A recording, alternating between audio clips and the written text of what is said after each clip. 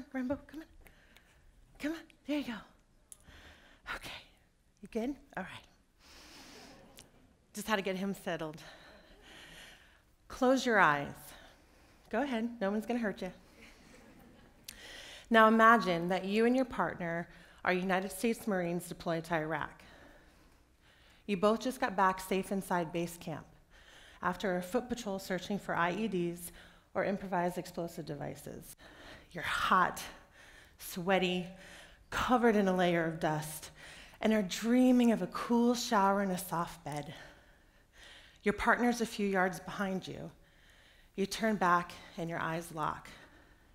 You can almost read his mind that he's saying, "You done good, kid." You go back to walking towards your room. As your body is thrown to the ground, you can feel pieces of shrapnel hitting and puncturing your skin.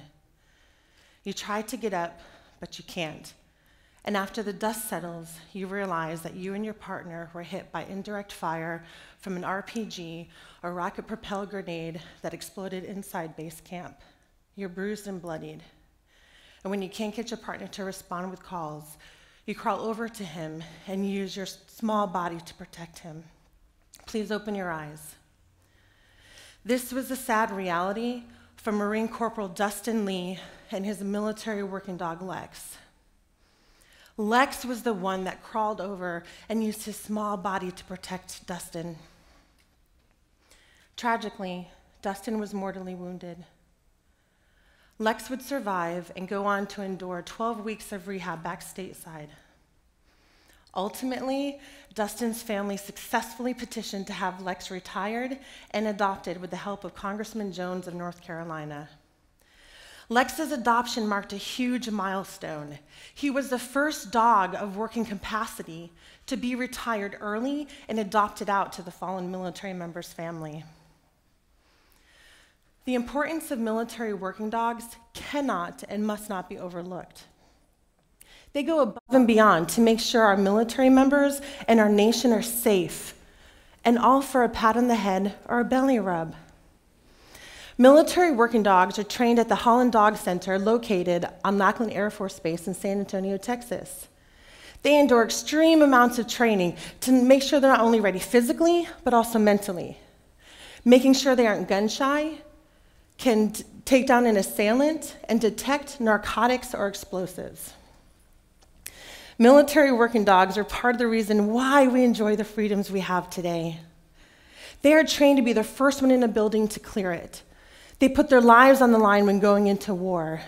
They risk being shot or stabbed while on a foot patrol, and all again for the love of their partner. Military working dogs don't have a choice to re-enlist. They are used by the military, typically until there's a medical reason that prevents them from doing their job. As humans who are being protected by these brave four-legged heroes, by whatever means we're able, we should honor them in retirement and show them our gratitude as they have honored us with their service. Now, by a show of hands, who's a dog owner in here? Come on, raise them up. Awesome. I'm also a dog owner and would like to introduce you to my personal hero, Sergeant Rambo. Thank you. Rambo served in the Marines as an explosive detection, patrol-certified military working dog for about 16 months until he was medically retired due to a severe shoulder injury. Now, being patrol-certified means that the dog is able to attack and take down an assailant, giving a specific situation and command. Well, one day when Rambo was doing routine proficiency work to keep up that patrol certification, he ended up severely injuring his shoulder on the bite wrap.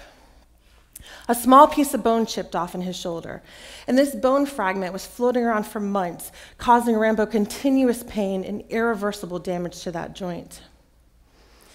I was able to adopt Rambo at the young age of 4, and after I adopted him, I saw that the daily pain medications he was on were not managing his pain management. And the pain medications had a high chance of causing early kidney failure, which unfortunately is what my first military working dog, Gizmo, died from. Per the advice from Rambo's regular veterinarian, a board-certified veterinarian surgeon, they both agreed that for Rambo to live a pain-free life and not risk early onset of kidney failure, amputation at the shoulder was necessary. Now, Rambo is by far more active now than he was with the 4 legs. But because military working dogs don't receive medical benefits, not every dog has access to the same quality of care. And that is the fact that has led me to this most amazing journey. I was in the Army as a vet tech from 2001 to 2005, taking care of our nation's military working dogs. Gizmo was my first medical emergency, and he needed round-the-clock care over a 4-day holiday weekend due to his kidney failure. Now, I love animals, but I was never a dog person until Gizmo, and little did I know the impact of that sweet working dog in that one weekend would have on my life. So when I got the call that Gizmo was retired and I could adopt him, I was through the moon excited. However, reality soon set in. I realized I could not afford his extensive vet care on my single military income, and I had to get a second job. So during this transition of adopting Gizmo, I was also getting a medical discharge due to a severe knee injury. I didn't understand why I was receiving benefits for my nearly 5 short years of service, and Gizmo was receiving none for his nearly 9 long years. It was at this time I realized that military working dogs were considered a piece of equipment. Yes, equipment. Equipment doesn't bleed. Equipment can't feel pain. Equipment cannot love, and equipment cannot give one's life up for our freedoms. I also learned of a startling fact. In Vietnam, it is estimated that there was over 4,000 dogs that deployed, but only a few hundred made it home because of that classification as equipment. These brave dogs were left to die in Vietnam all alone because there was surplus equipment that the government no longer had any use for. Thankfully, that is not the case now. All military working dogs after deployment return with their handler back to their normal duty station. So, when the time came and I had to put Gizmo to sleep, I made him a promise. I promised to reclassify them and to make an impact in future lives of all military working dogs. Well, many years later, and I'm enrolled at Northeast Lakeview College, and here's one of my winks from God. For whatever reason, my prior English credit didn't transfer and I had to retake the course. So my English teacher, Mrs. Risky, decided to have us write our first English essay on whatever we were passionate about. So I'm sure you can guess, I chose military working dogs and why they should receive benefits. Well, when she handed me the graded paper back, she suggested I send it to Congress. That suggestion was the push I needed to keep my promise to Gizmo. And I soon realized that helping our nation's 4-legged heroes was my why, was the reason that God created me for. Eventually, with the help of Rachel Lee, Dustin's mom, we were able to recruit her now longtime friend, Congressman Jones, to bring forth legislation based off of that essay. The K-9 Members of the Armed Forces Act was drafted, and shortly thereafter, we recruited my prior state senator from Connecticut, Senator Richard Blumenthal. The legislation received bipartisan, bicameral support, and was passed and signed into law in January 2013. So this means both the House, thank you.